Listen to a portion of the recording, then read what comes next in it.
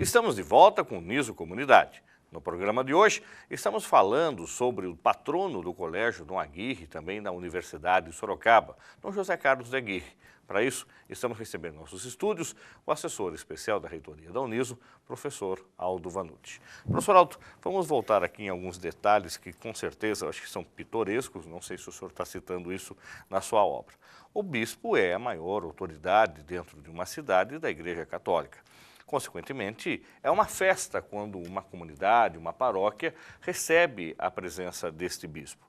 Agora, imaginando naquele tempo onde a fé católica e a presença de outras religiões eram praticamente mínimas, ou quase que nem tinham a força que tem hoje, falando na década de 40, década de 50, quando Dom Aguirre sai da própria casa, como o senhor falou, na rua 15 de novembro, sobe a pé até para acompanhar a construção do seminário na Avenida Eugênio Salerno, também vai à catedral, onde fazia a celebração das missas. Como é que era para o povo que andava nas ruas e de repente via a figura do bispo à vontade, andando? Era assim uma situação, e fazendo me permita, se for muito medíocre a minha comparação, o senhor me corrija, como se fosse praticamente uma figura de um artista, de uma figura que chamava a atenção das pessoas virem pedir a bênção, de virem pedir um conselho, de virem conversar com ele, e esse trajeto dele que, se ele fosse em passos normais, demoraria 10 minutos, chegaria quase a 1 hora. Chegava a acontecer, o senhor chegou a presenciar isso? Na realidade, naquela época, o bispo era a autoridade máxima para os católicos e era também uma das maiores figuras da cidade e da região, evidentemente. E quando ele ia visitar uma paróquia, havia banda de música, havia discurso, havia recitativo de poesias por crianças, havia entrega de flores, de presentes. Era uma festa na estação, na frente da matriz daquela cidade, uma festa empolgante, né? Às vezes até demorada demais. Eu posso até contar um pormenor assim meio bem familiar, mas mostra como era aquela realidade. Uma vez eu acompanhava a cidade, a paróquia, hoje se chama Iperó, aqui perto de Sorocaba, naquele tempo se chamava Santo Antônio. Na estação ferroviária houve tudo isso, uma representação magnífica, demorada. Chegou o momento que Dom Aguirre me falou no ouvido: eu não sou anjo, eu tenho necessidades. Mas o que eu podia fazer? Graças a Deus a coisa acabou. Agora, no dia a dia, ele, por outro lado, ele era, de um lado, ele queria e aceitava ser tratado como autoridade, com todo respeito. E nas grandes festas ele se paramentava totalmente, e com todas aquelas roupas, aquelas vestes de bispo numa celebração pontifical, vestindo tudo aquilo na própria igreja, sobre a batina, túnicas dalmáticas, luvas, cáligas, palavras que nem se usam mais. Cáligas seria um sapato especial para a celebração da missa pontifical. Por outro lado, no dia a dia, era de uma simplicidade total. Então, andando pela rua de Sorocaba, o que acontecia? As pessoas que o conheciam, e praticamente todos conheciam, faziam questão de parar, cumprimentar, beijar o anel da mão dele, e ele a todos atendia com muita simplicidade, com muita atenção. Há um pormenor interessante, até que ele gostava muito de piadas. Piada de papagaio era com ele. Claro que piadas lícitas de papagaio, né? Ou então coisinhas interessantes que ele gostava de contar da própria vida clerical. Posso, por exemplo, lembrar uma que é muito interessante. Numa dessas visitas, ele deveria ir a Pilar. Naquele tempo era Pilar, hoje é Pilar do Sul. E o vigário lá era um italianão forte. italiano do sul, perto de Nápoles. E a visita pastoral, eu já disse, era um acontecimento na cidade. Então, no domingo anterior, no sermão, antes de tudo, no começo, durante e depois da missa, ele avisou o povo: meus caríssimos irmãos, este ano nós já tivemos o crupe. Crupe é difteria, que matou muita criança aqui na nossa cidade. Já tivemos a seca na lavoura, que foi um estrago. Agora nós vamos ter a visita do nosso bispo. Eu fiz com duas comparações como negativas. se fosse uma nova calamidade. Né? Então, mas para dizer que era um grande momento também. Da história, né? Da história da cidade. Aí nessas visitas, elas duravam um dia ou elas podiam permanecer mais de um dia nessas visitas? Normalmente eram 3 dias. 3 dias em que então havia celebrações, missa, crisma, havia pregações. Geralmente ele conseguia algum padre que fosse com ele para ajudar. E ele também ficava no confessionário. Isso é um dado interessantíssimo. Ficava à noite no confessionário, lendo as agendas dele, os diários dele, eu vejo. Há vezes em que ele ficou até 1 da madrugada no confessionário atendendo especialmente os homens. Quando havia comunhão pascal dos homens, ou momento especial de missa e celebração típica para os homens. Agora, falando nesse diário que o senhor falou, que o senhor teve acesso, vamos voltar aqui para o seminário. O senhor teve contato com Dom Aguirre aos 9 anos, despertou no senhor a vocação, consequentemente aos 11 já entra no seminário, e aí uma proximidade maior com Dom Aguirre. Dom Aguirre dava aula no seminário? Não, nunca deu aulas. Não era o forte dele. Dom Aguirre teve uma formação intelectual segura, sólida, mas ele nunca praticou a docência. Minto, no comecinho da vida dele, de padre, lá em São Paulo, ele deu algumas aulas no seminário, depois de padre. Mas em Sorocaba, não? Em Sorocaba, não. Mas, por outro lado, ele procurou escolher um corpo docente muito bom para o seminário de Sorocaba. Alguns padres da própria diocese, outros do Mosteiro de São Bento. E ali eu, graças a Deus e graças a Dom Aguirre, tive uma formação excelente. Né? O Padre Pieroni dando matemática, Padre Guerrazzi, que dava aula no Estadão e dava aula de português no seminário também. O próprio Monsenhor Castanha, Luiz de Almeida, que era o reitor do seminário, apesar de doentio, também dava aulas para nós, e monges beneditinos, dos quais eu destaco Dom Aloísio Quilgos, que já faleceu, que dava latim e grego.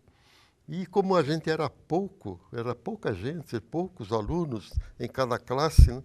Eu chegava a ter, éramos 3 em uma determinada série, com um grande professor. Você imagina que eficiência, que aproveitamento que a gente pôde ter. Né?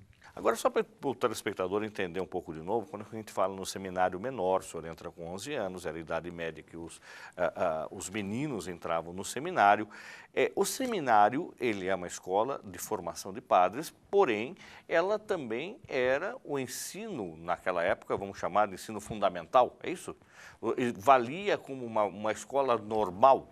Valia, sem dúvida nenhuma. Aliás, o próprio Dom Aguirre, em algum momento, ele escreve justamente isso. Quando ele comemora o aniversário de fundação do seminário, ele escreve dizendo: esse seminário já formou tantos padres e muitos outros cidadãos muito úteis para a sociedade sorocabana da região. E é de fato. Hoje, por exemplo, o reitor da USP, João Grandino Rodas, foi aluno do nosso seminário. É evidente que a formação sacerdotal supõe uma vocação muito bem definida e que não é clara imediatamente numa criança de 11 anos, nem num rapaz de 14. As coisas vão amadurecendo pouco a pouco e, naquele tempo, as famílias também se valiam muito do seminário para ter uma formação boa para seus filhos, porque o seminário era gratuito. Eram todas bolsas de estudo, tudo era bolsa de estudo. Essa é outra grande gratidão que eu devo a Dom Aguirre. E os seminaristas vinham de Sorocaba, que era uma cidade grande, a maior daquela época, mas não era essa maravilha de hoje. E vinha do interior todo de Sorocaba. Então vinha muita gente que vinha literalmente do mato. Gente cuja casa não tinha banheiro, era fossa. Gente que vinha aprender tudo de boas maneiras, de desenvolvimento intelectual, ético, no seminário. Então era uma grande escola ali ao lado do Estadão, escola pública. Agora, o diário de Dom Aguirre, ele habitualmente tinha este hábito de escrever, de relatar. Isso era uma questão de praxe dele ou era uma questão legal e necessária ele fazer esse diário? E como é que o senhor teve acesso a esses diários? Obrigação, praticamente, o bispo não tem de fazer diário, nenhuma obrigação. O bispo tem a obrigação de redigir no livro do tombo da diocese, um livro oficial, um livrão enorme, onde ele deve ali registrar os fatos mais importantes da vida católica na diocese. Ou, às vezes, nem da vida católica, da vida civil ou cívica, mas importantes para todos. E o outro aspecto, o dia a dia, isso, se ele quiser, ele escreve. Dom Aguirre, por muitos anos, manteve essa prática, até porque ele tinha quase que um compromisso. Acredito que era um compromisso.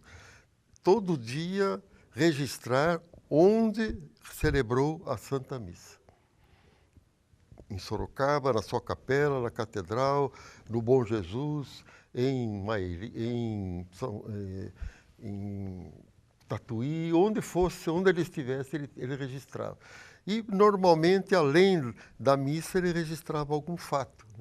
E aí é que é a parte mais interessante para quem buscou, como eu busquei, informações da vida dele, quase que às vezes da vida íntima. E, de fato, às vezes, você lê lá, hoje levantei não muito bem. Hoje estou mancando porque bati a perna em algum lugar.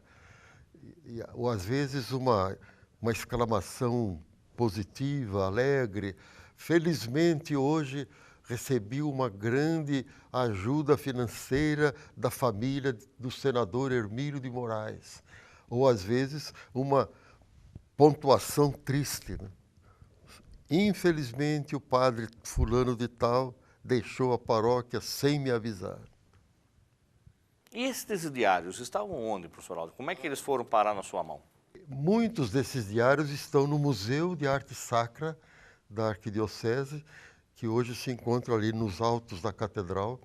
Infelizmente não é o local apropriado, é um local que se reputa provisório, mas essa provisoriedade está se prolongando demais, na minha opinião, porque praticamente fica fechado para o público. O acesso a esse museu é uma escadinha em espiral, muito complicada. Aliás, escadinha que para mim me lembra os tempos de Coroinha, né?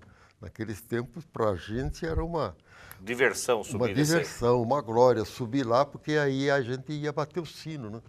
Coroinha, bater sino era um trunfo. Quem conseguisse isso era um coroinha melhor que o outro, né? E, em geral, quem ganhava eram os coroinhas mais velhos, né? De 12, 14 anos. Porque era na corrida mesmo que a coisa acontecia? Era lá em cima. Mas era na correria que vamos subir ver quem chega primeiro? Quem chega primeiro. Era na brincadeira isso que acontecia? E naquele tempo a torre era diferente, né? Lá em cima havia um gradil e você saía para fora e via a cidade, via a praça.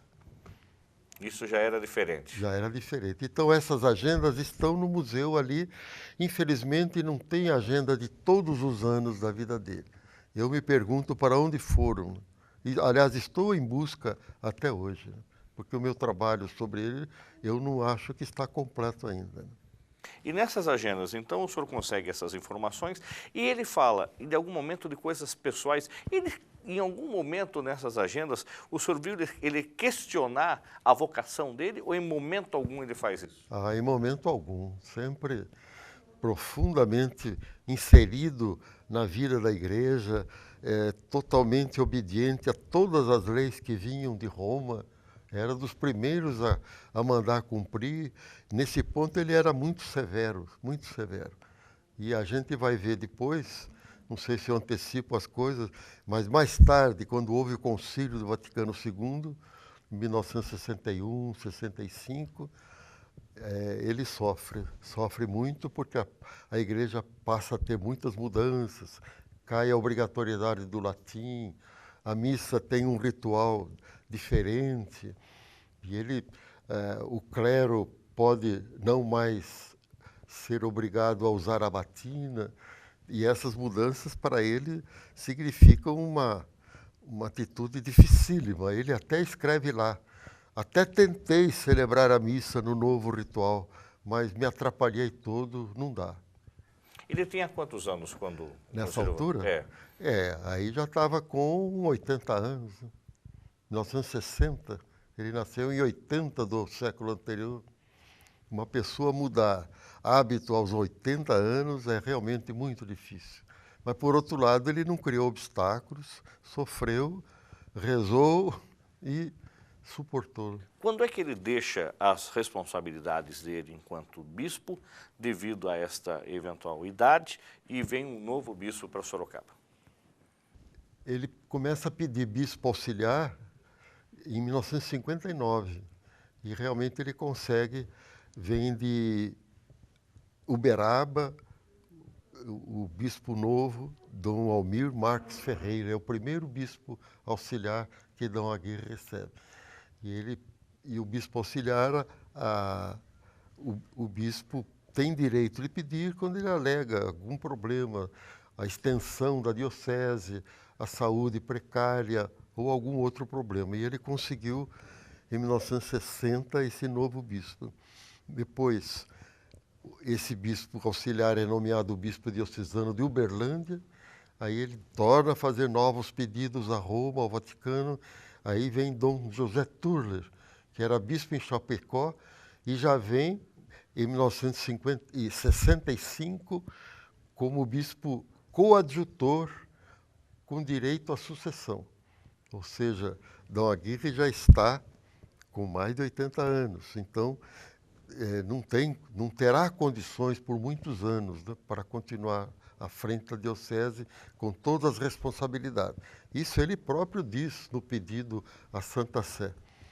E Dom Turler então vem, mas fica poucos anos, 3 anos apenas, porque é nomeado com um cargo nacional. E aí Dom Aguirre, naquela idade tão alta, de novo sozinho, ele quase que se desespera, se não fosse a fé e a paciência que tinha. Mas logo depois vem Dom José Melhado Campos, que era bispo de Lorena, vem para ser então o administrador apostólico. É mais que bispo auxiliar, mais que bispo coadjutor, já é administrador apostólico, ou seja, Dom Aguirre continua como bispo diocesano, mas sem poderes, a não ser de celebrar e de realizar o sacramento do crisma. E Dom Melhado, então, assume a diocese, e aí Dom Aguirre... Nós estamos que ano isso? Aí, 1966. Nós vamos para um rápido intervalo, daqui a pouco a gente fala, então, nesse último bloco, como é que é a história de Dom Aguirre com a Universidade de Sorocaba.